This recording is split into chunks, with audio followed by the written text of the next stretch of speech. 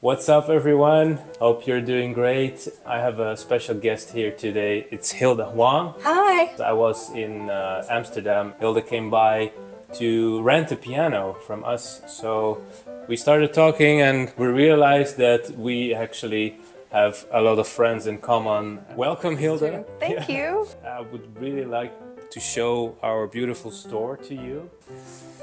So this is the Steinway Gallery. Awesome. We have here, the full lineup, obviously. Do you have a Steinway yourself? I have a Steinway B, an American one. Wow. Yeah, it's in my apartment in New York. I know that you studied at Julliard, right? That's true. And you weren't sure, from what I understood, if you actually wanted to do music. I wanted to be a doctor always. Yeah.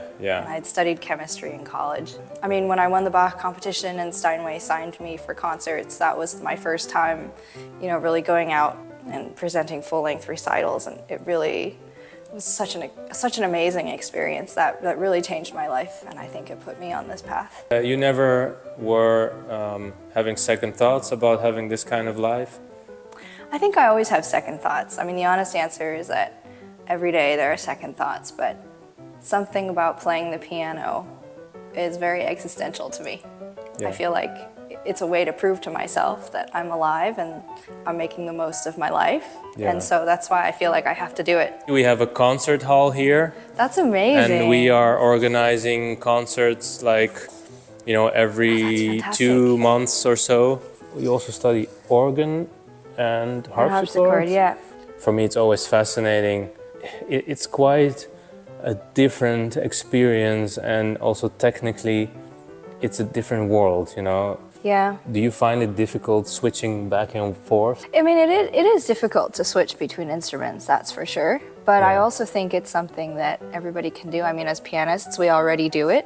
When we go to a concert hall, we have to adjust to a new instrument. And I like that you use the word world, because I find that moving between all the different instruments is like negotiating different dimensions of like time and space. We have a technical atelier. I saw that. So we can go say hi to the colleagues if you want. I would love to, yeah.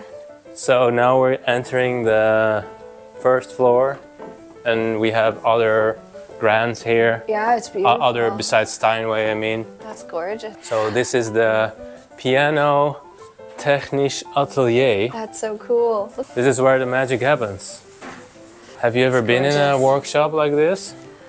I took a little course on forte piano. Oh, really? Maintenance. Oh, Hey. this is so cool. She's a great pianist as well. She studied with Noam Grubert. Ah, okay. Yes, Cool. yeah. She's studying now with David. Oh, I see. In your master degree? Yeah. What are you working on today? Sharpening my tools. Yeah. Oh, yeah. Important. Well, good luck. Yeah, thank you. And see you later. There's several projects going on always. We also have young students that like to work with pianos Yeah, absolutely. and get them some kind of start on this. This is Martin, Hey, one of nice our- to meet you. Pleasure, Hilda. very experienced technicians. Oh my gosh, this place is enormous. It is. Also, the building is beautiful. Can I just say that? Yes, you can. Actually, before this used to be the concert hall. I see. So It's such a nice place. yeah, and I'm actually curious. What do you think of this hybrid This one. digitals? Have you ever tried them? No, what's a hybrid digital? So it actually has like hammers, just Yeah. no strings, but you can actually have like a hammer mechanics.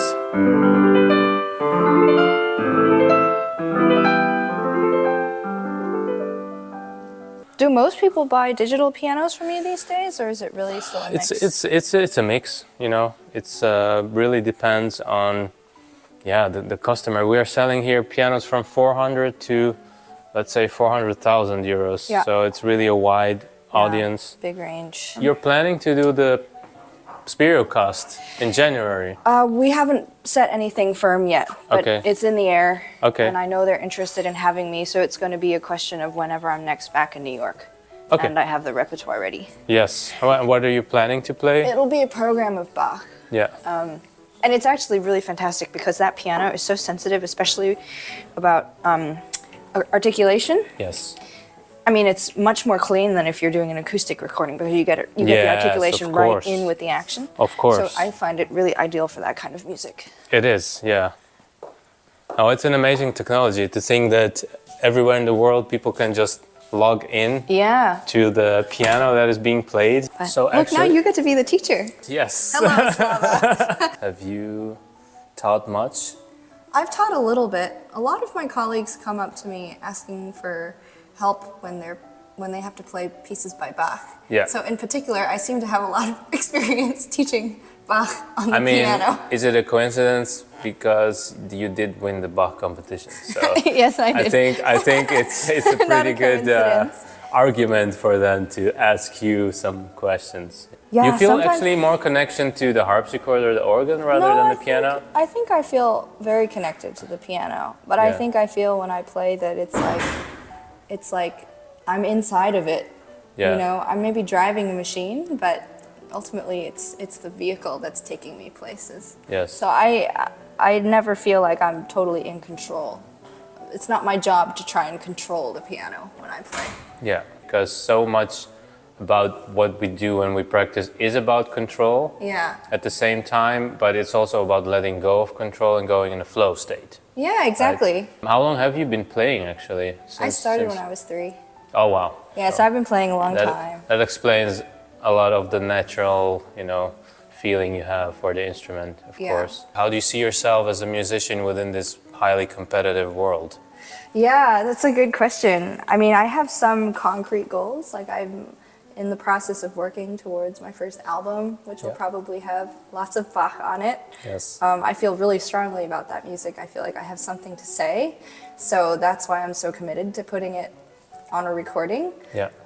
But a way of being in the world, I mean, for a while I even thought that maybe if I became a good enough organist, I could get a church job somewhere or something like that. But, Yeah. but this goes back to what I was saying earlier, being a musician, as difficult as it is, it's a way of being in the world and exercising things that you find are important. And I always find it so gratifying to teach, to work with other people. And it's not just about teaching the music, but giving them a space in which they can develop.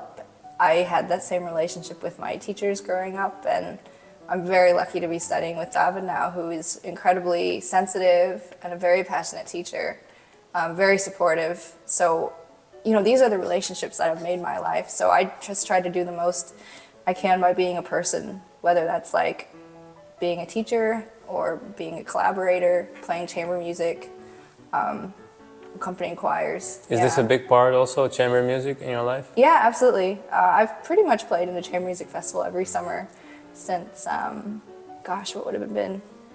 2015 or 2016 when I started at Chamber Music Northwest Yeah.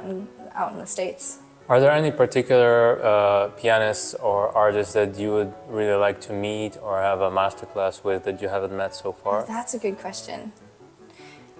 I really respect and admire Hilda Huang. I think Yeah. she has this phenomenal ability